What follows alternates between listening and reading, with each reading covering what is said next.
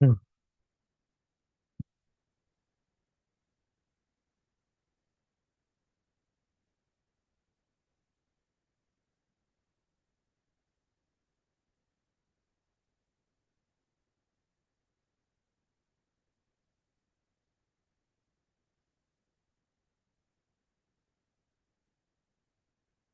Right.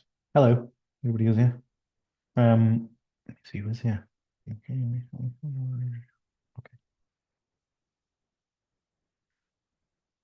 Hmm. Right. As usual, if you have any questions from any of the homework that you have been doing in the last week or so, please let me know. There should have been, depending on what day you attend, some maths possibly, and some science possibly, um, biology specifically.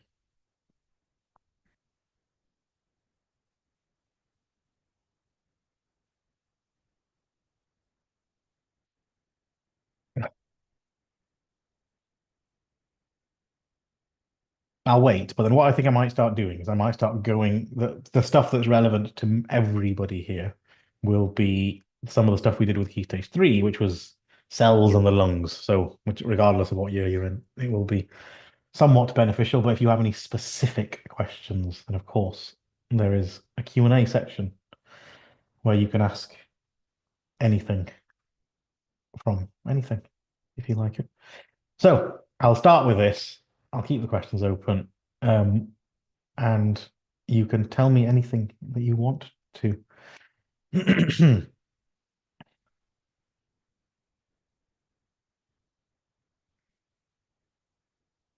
Okay. So I will go through some of these questions first, which again, applicable to everybody, whether you're in year 9, 10, 11, whatever.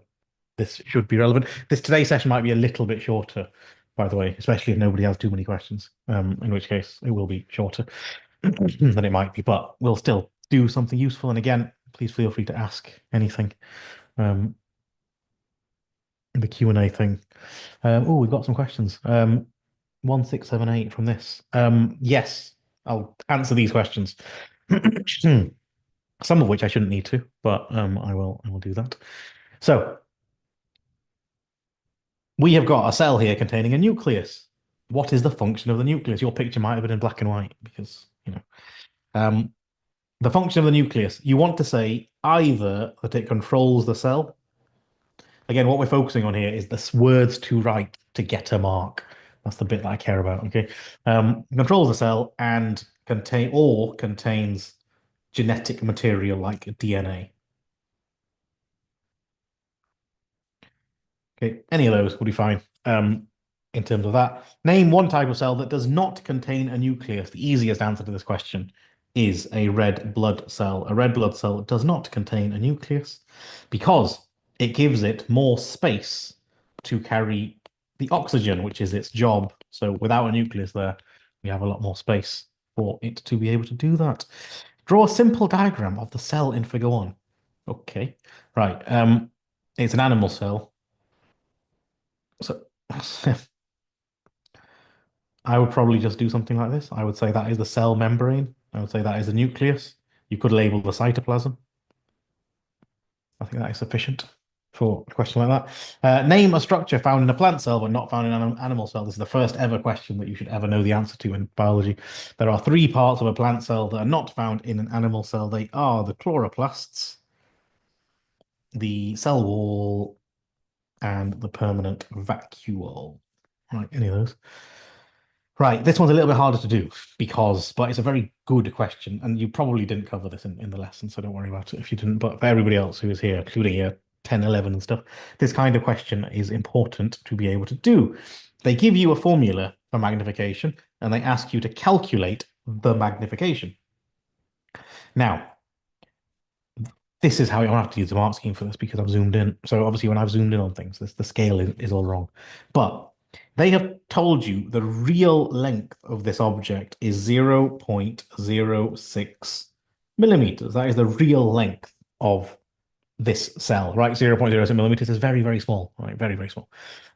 Because the cells are very, very small. We've just zoomed in on it here, so it looks bigger. But the real size is 0.06 millimeters. What you now need is the size of the image. The image means what you're looking at down the microscope, which is what you're seeing on screen right now. So what we need is the size of that. Now, according to what I'm looking at in terms of the answers, um, it is, if you get your ruler out and measure this, you should get about 2.4 centimeters. Now, the crucial thing to remember with a question like this is that your units need to be the same in your calculation. So if you've got millimeters here, you need to have millimeters here. So what you can't do is put 2.4 centimeters down. You need to put 24 millimeters, or you change that to centimeter. But that's a more complicated thing to do. Um, so I would recommend that that's what you do. So that's the calculation that you would do, and you would end up with 400 as your answer, which is basically means we have zoomed in on this 400 times. Right. Other questions from this booklet include, oh, there's more here. Two advantages of using an electron microscope instead of a light microscope. So there are two types of microscopes. The ones that you use in school most of the time, right? Those ones. And then there's a more powerful one called an electron microscope. If you are lucky, your school may have one of them, but they're much more expensive. The reason they are more expensive is because they are better. Um, but what we need to say is specific words to explain better.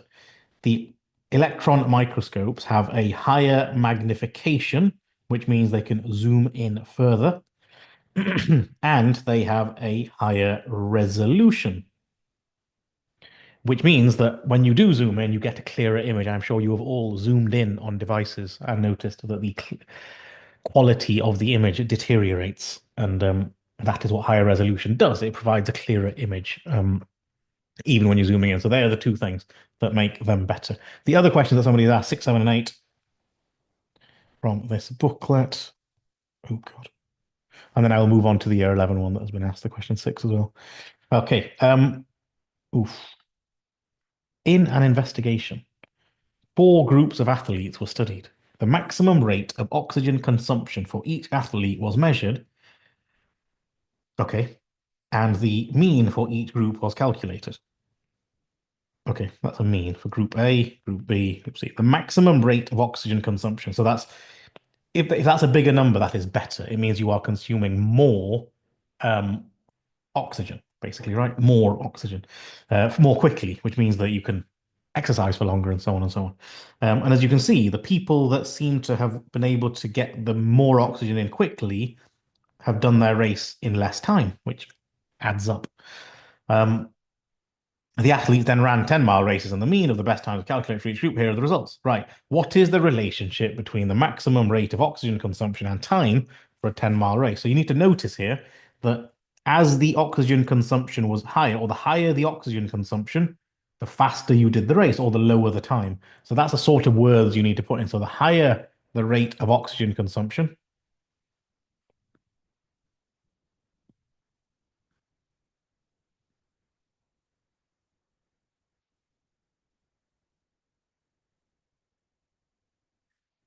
the lower the time, or the shorter the time taken to complete, or something along those lines.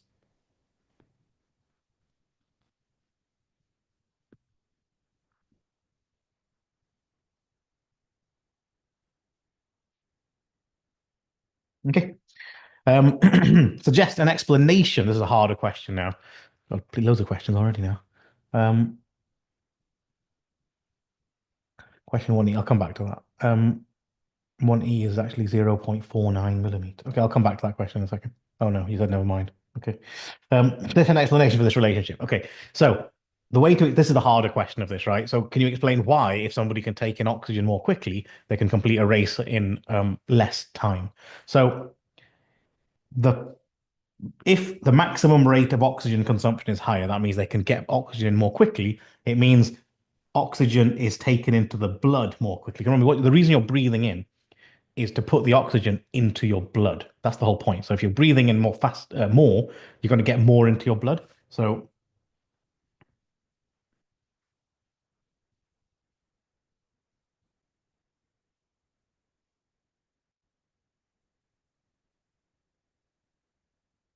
taken into the blood more quickly. Um, and then what's the reason for this? What's this got to do with running a race? Well, oxygen is used in the process of respiration. Okay, so if oxygen is taken into the blood more quickly, we are able to respire more quickly. And if we respire, what's the point of respiring? It is to release energy. Therefore, we release more energy. And if you release more energy, you are able to run faster. Okay, so it's just linking oxygen to more energy, and you've got to use respiration in the middle of that to be able to do it. Right, what are the, did somebody else ask? 1, 6, 7, and 8. 7. What is the purpose of respiration? It is to release energy. Don't say to get energy, release energy. You can say to provide or to transfer, but it has to be quite precise, the word. Okay. Balance this equation. I'm just going to do this quickly. You might have had this question in class, to be honest. What is the name of this substance? It is glucose, because the formula is glucose plus oxygen gives carbon dioxide plus water. That is the formula. And then the alveoli, which are those little things in the lungs, okay, millions of them. The question is, how are they adapted for absorbing oxygen? Their job is to get oxygen from here into the blood as quickly as possible. That is their job. And they have three main ways they do that, but we only need a couple of them. So we want to be able to say that they have a large surface area. Whenever there's a lot of something in biology, we say they have a large surface area. So there's like lots of villi on the small intestine. They have a large surface area. Lots of alveoli, lots of hairs on a root, the root hairs. They have a large surface area. So whenever there's lots of something, we can say they have a large surface area. And also, the oxygen needs to diffuse from the alveoli into the blood. And by having really thin walls here, that diffusion is quicker. So the other good answer is they have thin walls. Let me just see what other questions have come through, if anything. It's actually 0.4. I'll come back to that question. I don't know what the 0.49 is you're referring to. Name the gas which is excreted through the alveoli. Excreted means removed, which is carbon dioxide. And what is the name of the process of respiration when oxygen is not available? This exact question was on one of the tests that everybody did. I don't know which year group. But anaerobic is the answer there. Describe the process of respiration which takes place in human beings when oxygen is not available and given effect. So basically, describe anaerobic respiration. Now you can pretty much get 2 of the 3 marks here just for stating the equation. The equation for anaerobic respiration is glucose produces lactic acid. Okay, that in itself is explaining what it does. We use glucose to release energy, um, which actually is all 3 marks now. It's a source of energy, but it's just less energy. And because we're doing it without oxygen, we end up producing lactic acid. You can get more marks for saying that lactic acid is painful. But you can get more marks for saying that you get left with something called an oxygen debt at the end. Um, so that was that. And then we have got another question here, 1, 6, 7, 8. 8. As they go higher up a mountain, mountaineers take less oxygen into their bodies with each breath. This is shown in the table below. So at the bottom of a mountain, they take this much oxygen into their lungs in a normal breath. Oxygen into the lung. In the lungs, they take this much, and then this much ends up in their blood. So remember, not everything you breathe in ends up in your blood, basically. So they're saying that happens. At the top of the mountain, you take half as much oxygen into your lungs because as you go higher up, there's literally less oxygen. And then half as much, again, is taken into your blood. At the top of the mountain, they only take half as much oxygen into their lungs with each breath as they do at the bottom. How does this affect the oxygen that gets into their blood with each breath? Well, it's also half as much. So it's how does it affect the amount of oxygen that gets into the blood with each breath? Well, it's still half as much as what it was before. So I think that's literally all you need actually. It's lower, but specifically half as much. Um, why do the cells in the mountaineers' bodies need oxygen? Remember, the answer to this question is not to breathe or to live or anything vague like that. Well, the reason we need oxygen is to release energy from the process of respiration?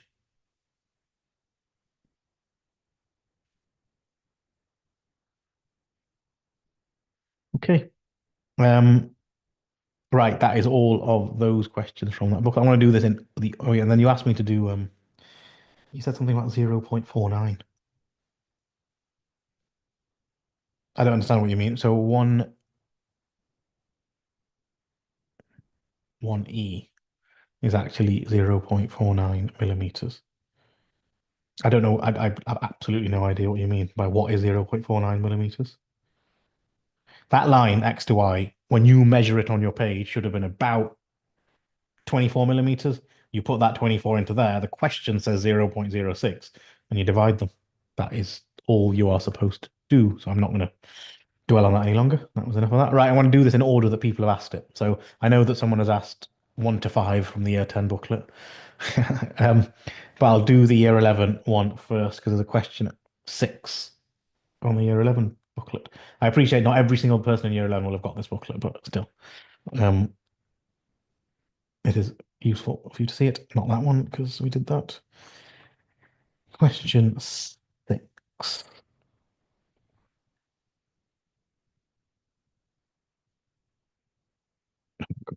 Right, this one looks like it.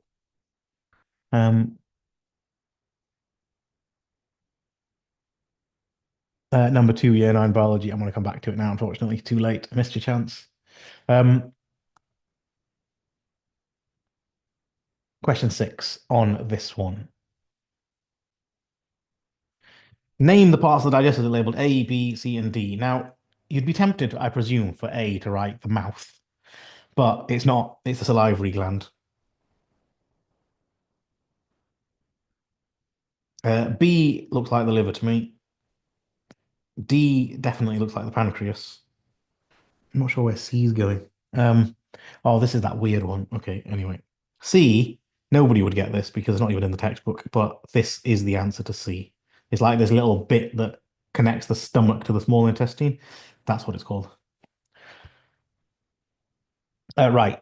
Describe how protein is digested. Um,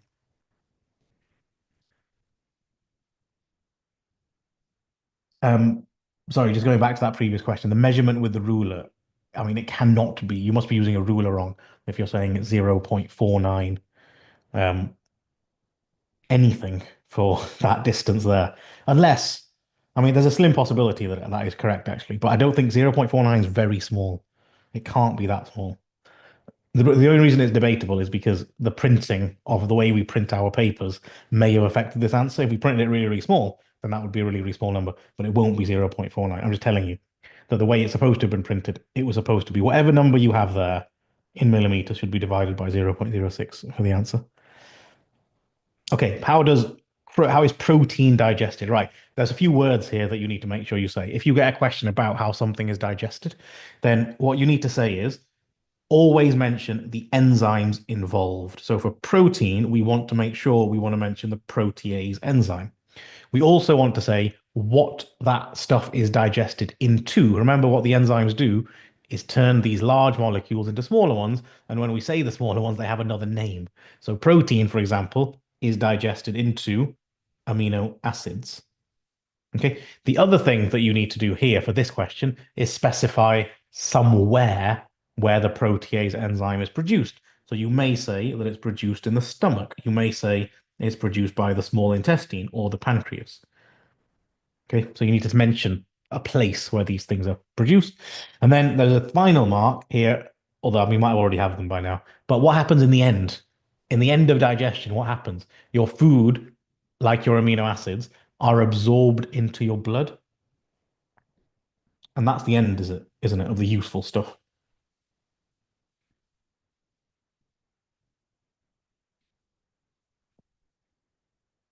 Okay, and that is all of that. Okay, so if it's just going back to that, if it's 4.9 centimeters, it's 49 millimeters, and you'll use that in your calculation. I can't promise you'll get it right, but I'm telling you what the answer is in the mark scheme. Explain 2 ways in which bile helps the body to digest fat. Um, Bile does two things, but we need to elaborate on each of them because it's a 4 mark question. So the first thing that you want to say is that bile is an alkali. Why is that helpful? Because it neutralizes the stomach acidity. Yes, emulsifies fat is the second one. Neutralizes stomach acidity. And the benefit of neutralizing stomach acidity is that some of the enzymes, specifically amylase and lipase, do not work well in acidic environments. So what we want to do is get rid of that acidity, and the bile is what does that because it's an alkali. So we remove the acidity, which provides the optimum, oops, pH for the enzymes to work at. Okay, so that's the first bit, the bile being an alkali. The other thing that bile does is that it does something called emulsifies fats. What that means is it increases the surface area of fat molecules. So, like one big lump of fat is broken down first or cut up into smaller pieces before the lipase enzyme now can digest all of it more quickly. So, I should say increases surface area of fat. Um, So the lipase enzyme can work more quickly, or it can digest it all at once, something like that. That's the level of detail to go to with regards to this. Um, the this topic is digestion. Yeah, this topic is digestion. It's within. Are you which exam board are you doing? Are you doing AQA or are you still doing IGCSE and stuff for these ones as well? I can't remember. You have to tell me. Just tell me. I won't answer. AQA, fine. In that case, yeah, I mean, I can prove it to you if you like. I presume you're doing triple science, but what I'll do is I might even have it open. I'll do it. I'll tell you while we're here so that we can all be clear. Um,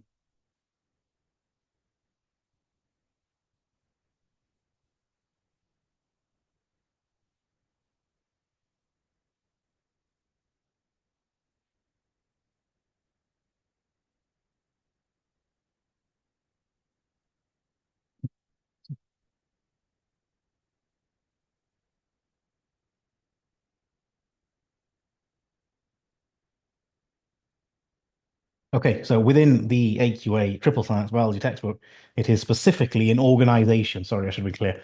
There's no such thing as digestion. It's within organization where we have a topic 2C called enzymes and digestion. So the big topic is organization. It's in here. And if you want me to prove the stuff about bile that I just said, um, there's all that, there's all that, there's all that, and then there's bile. So neutralizes stomach acidity and then emulsifies fats. Okay, so it is all very much there. Um, Mitosis and cancers, yeah, we could do. Once I just get through this. A group of students investigated the action of salivary amylase. Ugh, I hate these questions. Right. The they collected a sample of salivary amylase, put a different pH solution and 5 centimeters of a food substance in each of 6 test tubes. Okay, so they've got like 6 test tubes, each with a different pH. It tells you it's like 7, 6, 5, 4, whatever. They put a bit of food in, and then they're going to put some amylase into each one of these. And what will happen, I presume, because amylase is an enzyme, it digests food, it will begin to digest the food in each test tube. However, the test tube, which is at the optimum pH for amylase, you will get it working faster. And the optimum pH for amylase is about 7, as the table shows, because at pH 7, we get the biggest number here, which amylase activity basically says how is a number representing how quickly it's working. So that number's bigger. It's working better. In like acidic conditions, it doesn't work at all. We get zero activity, which is why we need the bile, because the bile helps to go from acidic food to more neutral food because it neutralizes it, and then the amylase will work faster. Um, Name the food substance that amylase breaks down. Amylase breaks down starch. I suspect you can put carbohydrates. I'll just check the mark scheme. Oh no, it says ignore carbohydrate. So just starch is the only answer for that question. Um, yep. Ren, what happens to the breakdown of this substance when food reaches the stomach? Right, that's a tough question. So the one thing we should all know about the stomach is that it is very acidic. So when it says what happens to the breakdown of this substance when food reaches the stomach, you need to explain that, well, nothing. I mean, it stops completely, or it slows down because it's not going to be broken down because the amylase isn't working in the stomach because it's too acidic for it. So the breakdown stops because the stomach is acidic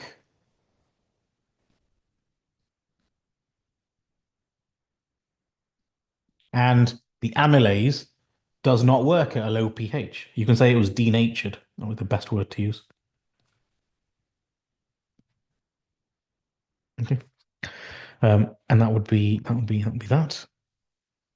And that was it, right? Question six of the year 11 bit. So hopefully that was enough. And I'll just go back to, I'll come to the year 10 one in a second. But there was one question.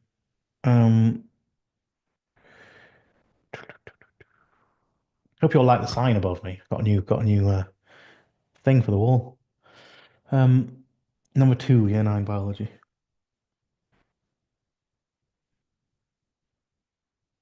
Okay. Cells contain a solution. This is the right one, isn't it? Yeah. Okay. That's a tough question. Cells contain a solution of sugars and salts. A student is investigating how cells change when they are put into water. Um, Let's get the right mark scheme out for this.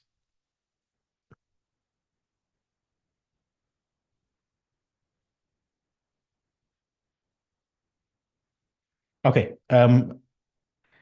So a student is assessing how cells change when they're put into water. The student looks at a plant cell using a microscope, adds water to the cell. The plant cell swells up. This is an osmosis question, in case you weren't clear. Because if I've got a cell and I put it into water, the cell, remember, has got water in it, but it's got other stuff in it as well. So let's say the blue bit's water. It's got like other minerals and salts or whatever, other ions and stuff inside there, as well as the water. If I just put it into water, then there is nothing but water around the outside. So there is a much higher concentration of water outside the cell than there is inside the cell. And what happens during osmosis? Water moves from a high to a low concentration. So we want to say that water, how many? There's quite a lot of marks, isn't it? 3 marks. We'll say that water enters the cell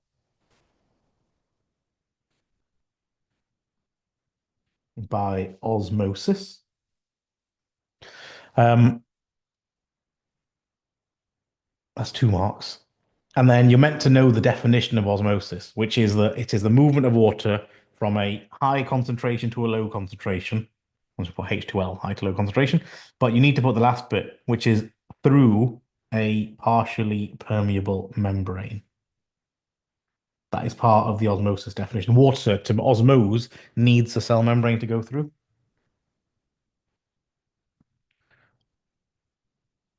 Uh,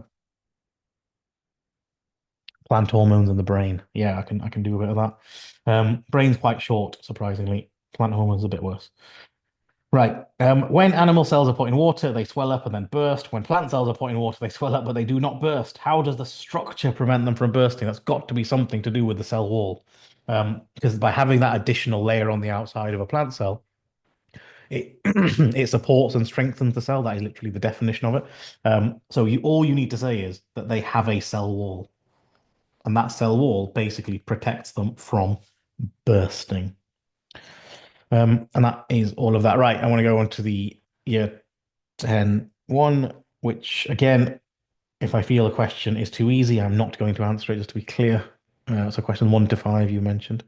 Um, okay. Okay. Which two of the following are examples of reflex actions? So a reflex action is a fast automatic response. Fast and automatic. Okay. So it's something that you don't think about, it just happens by itself. That's the sort of thing you're looking for here. Um, so this one, where you're releasing saliva when food enters the mouth, you don't decide to do that, do you? You don't go, well, I need some saliva now. It just happens. So that is a reflex action. And the other one, it's not good, even though that feels like it, it's not. Jumping in the air to catch a ball is not. Running away from danger is not a reflex. Withdrawing a hand from a sharp object is an automatic response. If you touch something sharp, you pull your hand away without really thinking about it. That's what makes it the answer to that question. Um, Name a stimulus that would cause the pupil to change in size from A to B, as shown in figure one. This pupil is really big at the moment, and then it gets really small. Pupils do that, they get smaller in bright light and they get bigger in dark light. So bright light would be the answer there. And then you wouldn't get this, but structure Q um, is called the iris. The iris is the thing that controls whether or not it goes open and close. And then how does that cause the change in size of people? This is a hard question. You're meant to say that the muscles contract.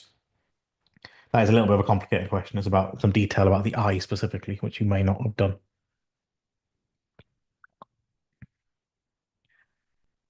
Okay,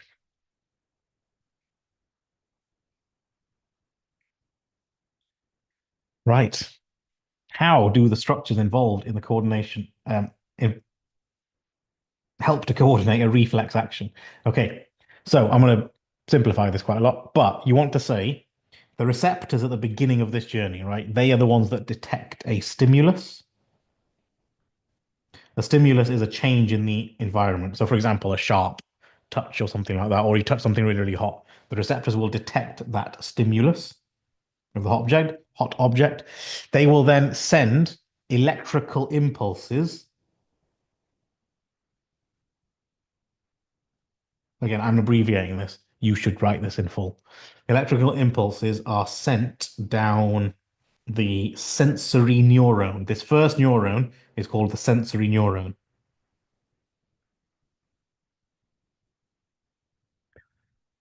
And because it's a reflex, then the how do I phrase this? Okay, then there's that sensory neuron. Then the electrical impulse travels down the relay neuron. The relay neuron is the one in the middle that joins the two ones together. And then the impulses are sent down the motor neuron. That's the third one. That's the order. Sensory, relay, motor.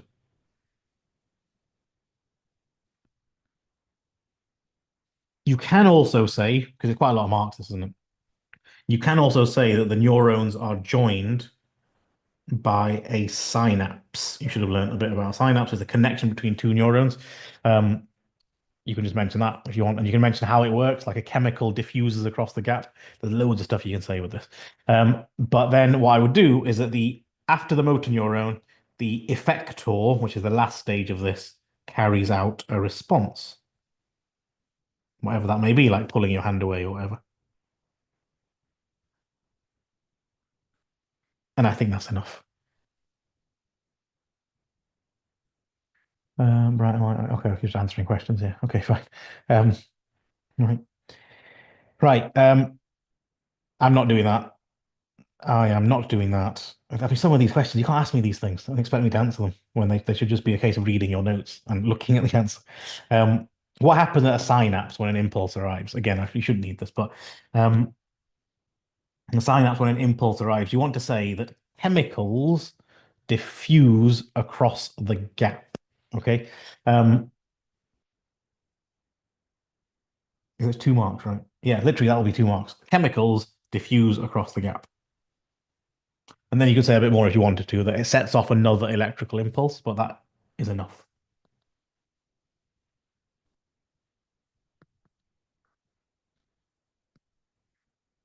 Some people have a condition if information on the skin does not reach the brain. Explain why this is dangerous for the person. That's a tough question. Um, so if you're touching something hot, for example, then you're not going to know if that information doesn't reach the brain. So the person would not be aware of pain. That would be the first thing I would say.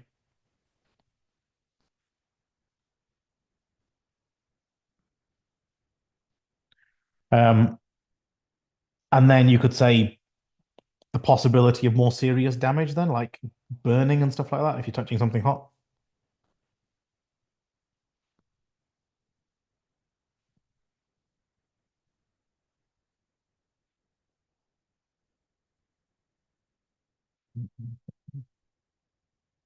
Okay, I'm not doing that question because it's reading a pie chart. Um, explain why a man with a damaged spinal cord cannot feel a pin stuck to his toe. Um, I suspect that answer is virtually the same as the answer we've just done, which is that um, they won't be able to. In fact, no, that's not the answer. Um,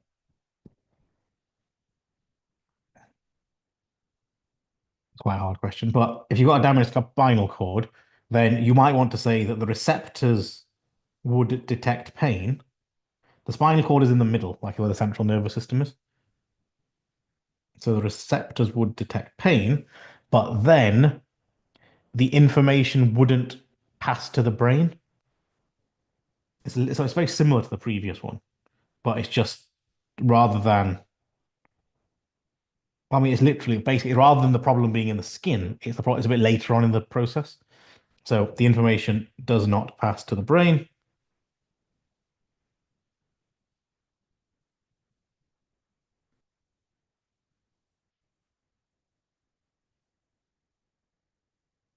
Any other mark for that idea is that receptors involved initially, information unable to pass to the brain. Yeah, that's it. That'll be enough for 3 marks. Um, I don't think I need to do this question. That is also really the same question, just applying it. So you know that from receptors, the information travels as electrical impulses down the sensory neuron um, to the central nervous system to the brain. The question is, how does it get from the light receptors to the brain? I think that's it.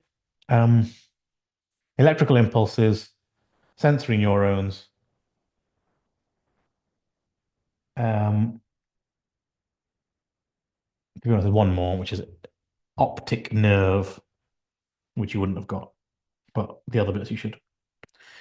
So the optic nerve is the name that connects the eye onwards. Receptors, I want to let you try and do that yourself. It basically, simply put, the receptors are detecting changes in the surroundings and sending electrical impulses to the brain. That's essentially what they are doing. Um, the two different types of effector. The effector is always a muscle, or a gland. Okay, so a very common question is, what is an effector? It's always a muscle or a gland. They're the two things. Um, the CNS and coordination center. Nothing really. The central nervous system is technically, so the question is, what's the difference between the CNS, the central nervous system, and the coordination center? The central nervous system is made up of the brain and the spinal cord, and then the coordination center, I think, is more specifically referring to the brain. I think that's the only thing I can think of, but really it's the same thing. It's just the central bit of the nervous system. Um, the type of effector, as I say, it has to be muscle or gland. And then the response the effector makes, a muscle can only do one thing. It can either contract or relax. So we'll just put contract there. That's how it does anything. And what glands do is they release chemicals. And those chemicals can be hormones or enzymes or sweat, in the sense of a sweat gland, um, or insulin, whatever, right? One reason why it's important to control body temperature, I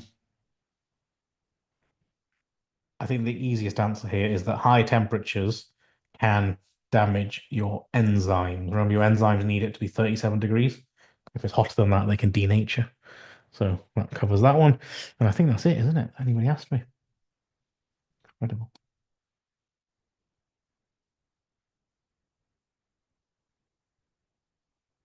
Okay.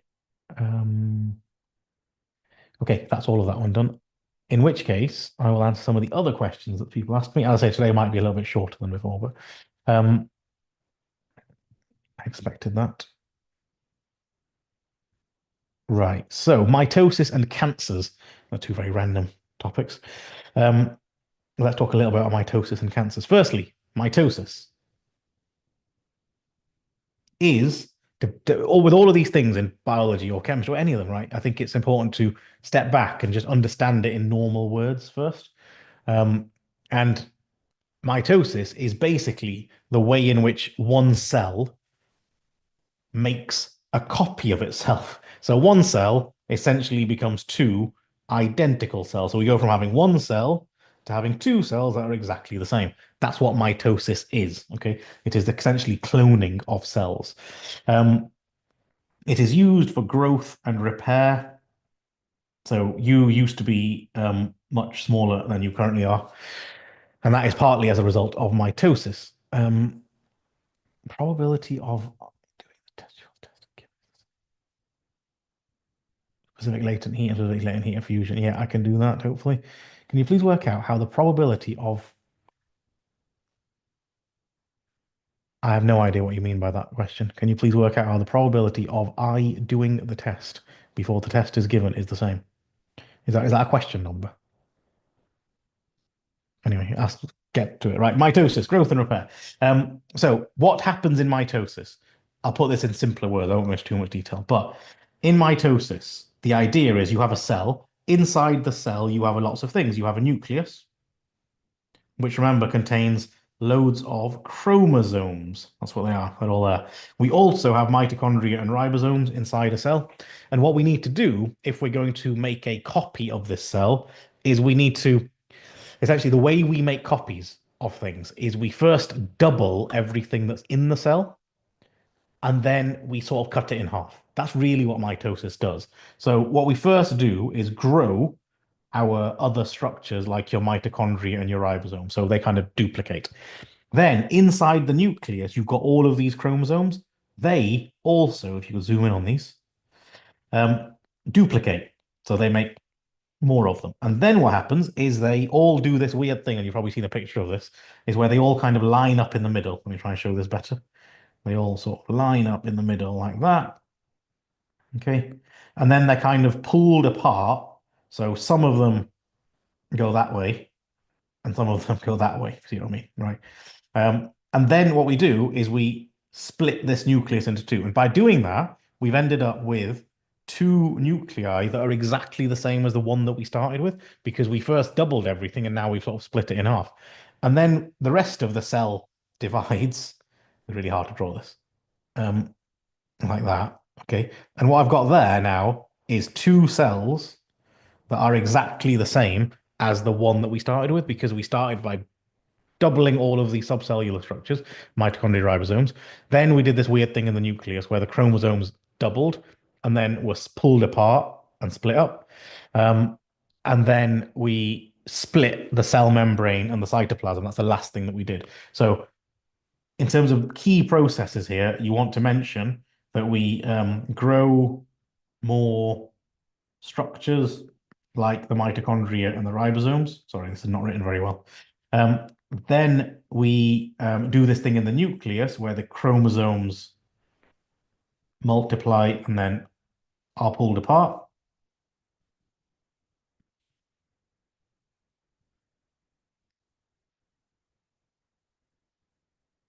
And then, lastly, our cell membrane and cytoplasm divide. That was a blue bit that I did at the end.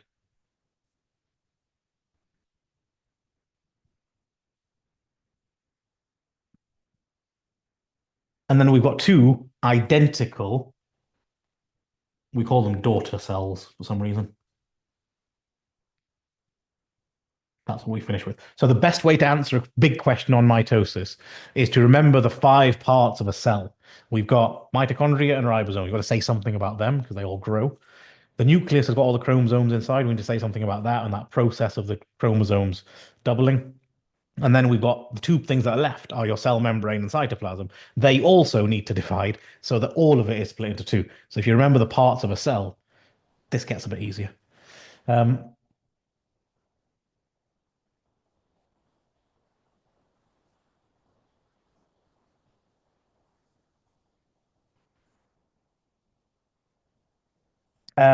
the question about kinetochores and spindle fibers, you don't need to mention that. Certainly not in the AQA syllabus. I would have to double check. whether it's in, but I can promise you that because in this particular textbook that I was going through, I am 95% sure that the words you just used are not in this textbook because I know this textbook very, very well and I know what's in it and what's not in it. So th those words are not in this one. If the different examples will have subtle differences. So if you are doing a different example to AQA, then you might need to mention those things. But at least for this one, definitely don't need to mention those words that you've just used. Um, okay. What else was there that anybody asked? So, oh yeah, cancers. Yeah, should we talk about cancer? I'm just going to do this from the textbook. There are two main bits of cancer. In fact, what am I talking about? Um, yeah, sorry. There's something called a tumor, which is the beginning of a cancer. Let's do that first. Um, so somewhere here, I'll say cancer. Firstly, what cancer is. I can see why it's connected to mitosis now. I just realized.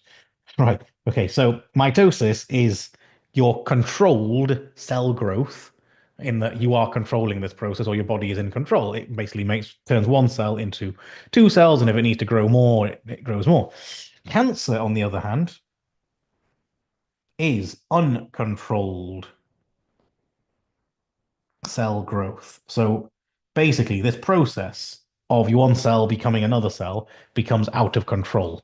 And you basically are creating many copies of these cancerous cells and they are dividing very quickly, which means that they sort of block up places in your body and they mess up with your other organs. And that is what cancer is. It is when this process starts spreading around your body. And the bits that you need to know is that if what I just described that is having happening in one location, it is called a benign tumor. A tumor is when this starts to happen, okay? When you have this uncontrolled cell growth and it's benign if it's in one place. If some of these cells break off and now start traveling in your blood around your body, doing the same thing, that is now called a malignant tumor. And a malignant tumor is what cancer essentially is. It is when they start spreading around your body. Okay. And that's pretty much it in terms of those two things. I still don't understand the question about the maths test. I don't know if you're trying to be cryptic with me or what, but I don't understand what you're saying. Um, so the other questions, if we have time, please can you go specifically? Okay. And then there was something about the plant hormones in the brain. So I'll do that, given that we're still in biology mode with that question. Yeah, as you can see here, sorry, I should just finish that off with cancer. So we've got benign and malignant, as this textbook says. Benign is when it just stays in one place. Malignant is when it's spreading around your body, and that is what cancer is. It is when that starts spreading around your body. Risk factors are things that can cause it. So you can mention things like smoking, obesity, exposure to too much ultraviolet light, like the sun and stuff like that. That can cause it, or using a sunbed constantly. There are some genetic risk factors to it as well. Okay. What was left? Plant hormones and the brain. Right. Let's talk a bit about the brain. This will, by the way, be covered in a later homeostasis lesson that we do. It's just that it's a big topic. It's hard to get to all of it. Um, the brain. There are three sections of the brain. Again, this is only relevant if you're doing triple science, by the way, but um, and there they are. So the spinal cord is not a part of the brain, it's just connected to it. But these are the three parts. Cerebral cortex is the bit of the brain that you picture. If I say the word brain, it's the sort of weird curly bit on the top. The cerebellum is this bit at the back of the brain, and the medulla is this bit here. Each of those three have a different thing that they're responsible for. And again, it's not much detail needed in this. It's just knowing that they have different um, functions. The cerebellum, for example, should say up here. If I'll start with the top bit, cerebral cortex is the bit which is responsible for these things. You have to remember that those are the things. So consciousness, intelligence, memory, and language is all in the top bit of the brain. Um, and then the cerebellum, if we go to the back of the brain, is responsible for the muscle coordination. So your movement and so on is this part of the brain that's dealing with that. The top bit of the brain is dealing with consciousness, intelligence, memory, and language, stuff that you actually remember, your intelligence, as it were. And then the bit that's left, which is the medulla, is the it controls unconscious activities, things that you don't that happen in your body that you don't have to think about, like your heartbeat and your breathing rate. And that's kind of it. I mean, there's not a huge amount more to this. Um, I'm not going back to the N9 booklet. I mean, I've answered any questions anybody asked on it. Um, so I think it is. Let me make sure you didn't ask me anything earlier. No, you didn't.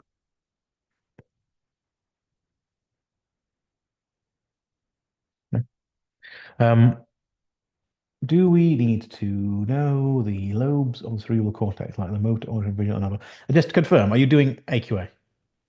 Because it really, the answer to this question purely depends on the exam board. Yes, then no.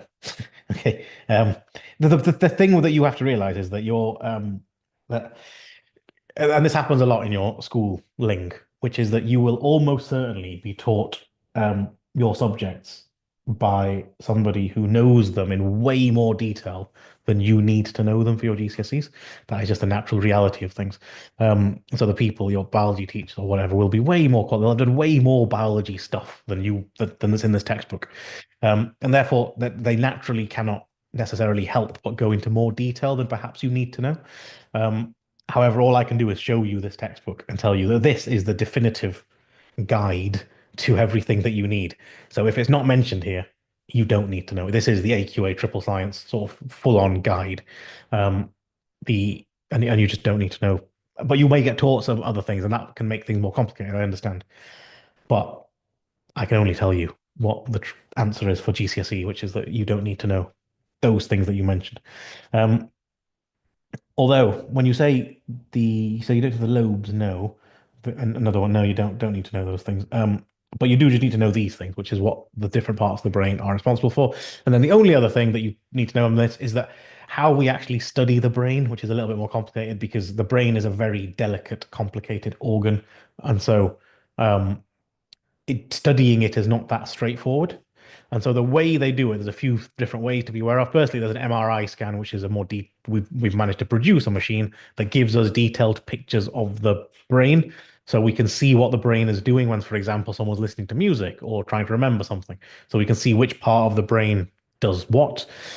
People with brain damage are useful to study because if something has happened, if they've sort of damaged the back of the brain and now they've gone blind, then you know that that part of the brain has got something to do with vision. You see what I mean? And they can do some zapping as well. They can zap certain sections of the brain to see what happens. And this is the problem. The brain is a very complex organ, arguably the most complicated. So that's why you just have to understand a little bit that studying it or knowing things about it is a bit more complicated. Um, and that's all I'm going to do on that. And then lastly, I think.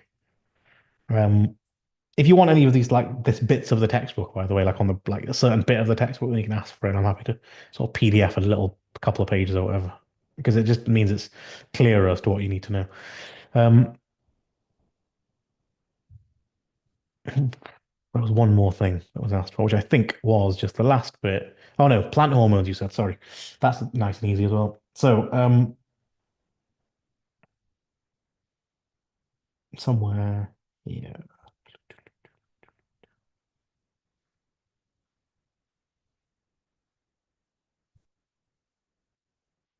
Okay.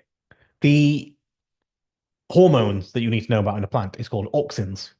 Auxins are basically growth hormones. They stimulate growth in most situations. Okay, so wherever they are, they make that bit grow. So if you can see this is a plant shoot, if there are auxins in the tip of this, they are what cause this thing to grow. Um, but the clever thing about auxins is that they are sensitive to sunlight or any light, actually. And what that means by when I say sensitive, what I mean by that is if we shine a light at one of these plant tips, the auxins don't like it. And so they move away to the other side of the shoot. As you can see, they've gathered on that side because they don't like the light coming from there. And what that does is it causes, because they are growth hormones, they wherever they are, they make that grow quicker. Because they're all on one side, it means that one side of this shoot ends up growing faster than the other side of it. And if that side is growing faster, what will happen to this shoot? It will start to bend a little bit, just by the way my mouse is going right now, that way a little bit. So I'll just do that again. If that bit's going faster, then it will end up bending a little bit. It's like, I don't know, the wheels on the right-hand side of a car going faster than the left hand. It's going to bend, isn't it? Um, and it will do this. And it will start bending slightly that way towards the sunlight because the growth is happening on the opposite side. So it ends up bending towards the light. And that is why plants grow towards the sunlight. It is because of these things. So if you leave, there's a practical experiment somewhere here in a second. Sure, there's a box. There's a box somewhere. There's a box, I promise. Yeah, maybe not. Um, yeah, it was this kind of thing anyway. Um, where here we have a plant that we've shone a light at, and it's ended up growing towards it because of what we just described. The bit where this gets complicated is, oh, the other thing is, um, if they're growing sideways, then we don't want them to grow sideways. We want them to grow upwards because that is where the light is. So if a plant is, for example, for some reason growing sideways, we want to make sure that it fixes itself. And the auxins, if it's growing sideways, the auxins just gather due to gravity near the bottom side, causing that bottom to grow faster than the top, causing everything to bend upwards. So again, it makes sure that nothing's growing sideways or not towards the light. So every plant ends up growing in the right direction. Where this gets a tiny bit complicated is when we talk about the roots, because auxins are present in the roots as well. But what's so confusing about this and doesn't make any sense because you're not actually taught in detail about it is that auxins in underground have the opposite effect to what they do above the ground. So if that is a root of a plant, then what, and it's because of gravity, the auxins have gathered near the bottom. What would normally expect to happen? We expect it to grow upwards, wouldn't we? But we don't want roots to grow upwards. Underground auxins have the opposite effect. They actually inhibit growth. So they stop the growth of that side, which means the top side continues to grow faster, causing these to bend downwards. So underground roots, the auxins just have the opposite effect. They make things grow downwards, the roots, whereas above the ground, they make the plant shoot, the green bits, grow upwards, which is just, it doesn't, there's no good explanation for that. It is just what it is. Okay, right. I think that's enough of the biology. I have just one more thing to do, which was a question on specific latent heat, which is a bit quite complicated, but I'll just do it now. What I'm about to do to explain this quickly is draw what's called a cooling curve, where we have temperature and time. Imagine I have a, you know what I want to do? This will be really clever. 0, 100, and let's just say for the sake of it, this is -5. Okay. Let's say I've just taken an ice cube out of the freezer. And there it is. Because I can draw cubes, sort of. There's an ice cube come out of the freezer. Now, the temperature of that ice cube at the moment is, let's just say, -5 degrees. So we're going to start this graph here, which is at -5 when it has just come out of the freezer. And as soon as we take it out of the freezer, because obviously the room temperature is warmer, I'm going to illustrate warmth, warmer than the ice cube itself, the heat will now start to pass towards this ice cube, raising its temperature. And so what will start to happen on this graph is that the temperature of this ice cube will start to increase. Okay. Now, we have increased the temperature now from -5 to 0 degrees, which not coincidentally happens to be the melting point of ice. Okay, I want to slow this down a little bit because whilst you've asked me about specific latent heat, it's really impossible to understand specific latent heat without making sure you understand specific heat capacity, which is why the fact that they are in separate sections of the textbook doesn't make any sense. Specific heat capacity is mentioned in the topic of energy, specific latent heat is in particle theory, but it's in the same paper one, as it were. So therefore, they do link together. So what we're doing here is we are raising the temperature of a substance, aren't we? Let's pretend, just for absolute convenience, that we have got 1 kilogram of ice here. Big amount. So we have got 1 kilogram of ice and we are raising its temperature. You may recall that there is a definition for something where it is about the energy needed to increase the temperature of 1 kilogram of a substance by 1 degree C, which is called specific heat capacity. So if, for example, I asked you, um, how much energy was needed to do this thing that we just did now, to go from -5 to 0? How much energy did it take? Remember, this energy is coming from the surroundings. Or you might imagine there's a heater near it if you want. But how much energy did we actually require to raise the temperature by the 5 degree C that I've just made up? Well, there is a formula, which is energy equals mass times specific heat capacity times change in temperature. So in this case, what I would do to answer that specific question, how much energy did I use to do this bit? I had 1 kilogram times the specific heat capacity of ice, which is, I can't remember, there's a number for it, but you get given it. It's 400 odd thousand or something. Um, okay, times the change in temperature. The change in temperature is 5 degrees. So I can now calculate how much energy it took me to do that. Okay, so that's where specific heat capacity has been used. It is the bit where we're raising the temperature. Okay, let me go back to the ice now. We have reached 0 degrees. What you would expect to happen now is that the ice would melt. Okay, which is what you understand because at 0 degrees, it's the melting point. But that's not quite as simple as that. It's not like it gets to zero and instantly it's water. That's not what happens. It takes time to now start to melt. What it had to do was get to zero and then it had to begin the melting process. And during that melting process, even though we are still adding energy to this object, the temperature now stops increasing for a while. So the graph doesn't continue in that direction. It stays flat. I'll do this in red so they can see on the axis. Okay. It stays flat for a little while. During that time, it is melting. Okay. That's what's actually happening during that process. Because just remember, melting is not an instant thing. It's not like it gets there and it melts. It has to take some time to do that. And during that time, even though we're still adding energy, you can see the arrows are meant to represent that because the room is still warmer.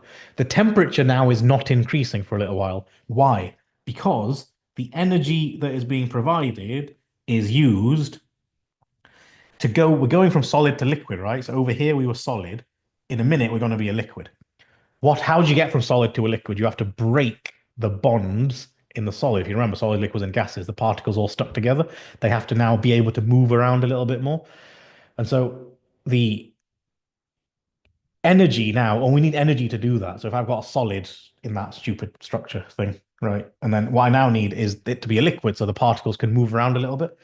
I need energy to break them apart from those bonds. So this energy now over here during this time, this energy that we're adding from the room is not being used to raise the temperature.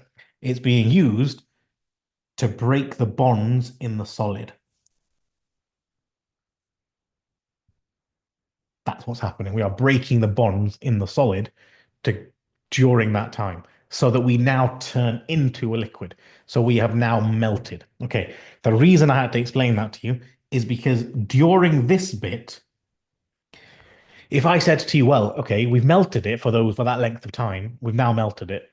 How much energy did we use during that period of time, the highlighted bit now? How much energy was needed to actually melt this once we got to its melting point? Once we got to zero, we've then used more energy to break everything. How much energy do we use? Well, that's where we use a different formula, which is mass times specific latent heat. What is specific latent heat? There's a definition. It is the amount of energy needed to change the state of 1 kilogram of a substance. So again, water will have a specific latent heat. In answer to your specific question, at this point, it will be the specific latent heat of fusion. Fusion is just the bit where we go from solid to liquid, whereas the other one is when we're going to go from liquid to a gas in a minute. It's called vaporization. It's just a different number because there's two different processes. It's because we need more energy for the solid to liquid than we do for liquid to gas because the solids are all stuck together. So That's the link between specific latent heat and specific heat capacity. This graph, if you can understand what I've done, helps to see, okay, specific heat capacity is the bit where we're raising the temperature. Specific latent heat is the bit where we're changing the state. So that flat line. If I now continued with this, if I now left that liquid and it's not going to be at room, let's say I've got a heater now, I'm boiling, making it quite hot. The temperature now will continue to rise. At this point, again, once we get to 100, we reach now the boiling point of this material. So again, what we're doing here is we are just constantly heating this up. Okay, we started off by heating it from -5 to 0. Then we were still heating it up, but its temperature didn't change because we're using the extra heat energy to melt it. Once we get to a liquid and we're still continuing to heat it up, the temperature does rise from 0 up to 100 because then we reach its boiling point. What's going to happen now? It's going to use the extra energy to go from liquid to gas. So again, the graph flattens out for a while. At this point, it is boiling, and we will end up being a gas. Over here, we were liquid, and we'll be a gas. And again, this point here, if I wanted to know how much energy I've used to boil it, I would use the specific latent heat of vaporization at this point. And if I wanted to know how much energy, you have to times that by the mass, because that's the formula. So again, over here, when the temperature was increasing, I would be talking about specific heat capacity because that's the one where we're changing the temperature. Specific latent heat is the bit where we're changing the state. So they are interlinked, but this graph shows how they are interlinked. I hope that answers your question. But it just take a little bit of getting used to. And I think at some point I will find there was a really good question on this somewhere ages ago. That's a very vague thing to say. But it required you to work out the total energy needed to melt something. And so what you had to do was work out this bit, which is the energy needed to raise the temperature, then work out this bit, which was the energy needed to melt it. So one was a specific heat capacity calculation, one was a specific latent heat calculation. You had to put them both together and add them together in the end to sort of get there. Right. I think that covers everything that I want to do today. If you have any other questions, there's a WhatsApp number. Feel free to use it. And otherwise, I will see you all next week. We'll do some chemistry and stuff probably. Right. Later.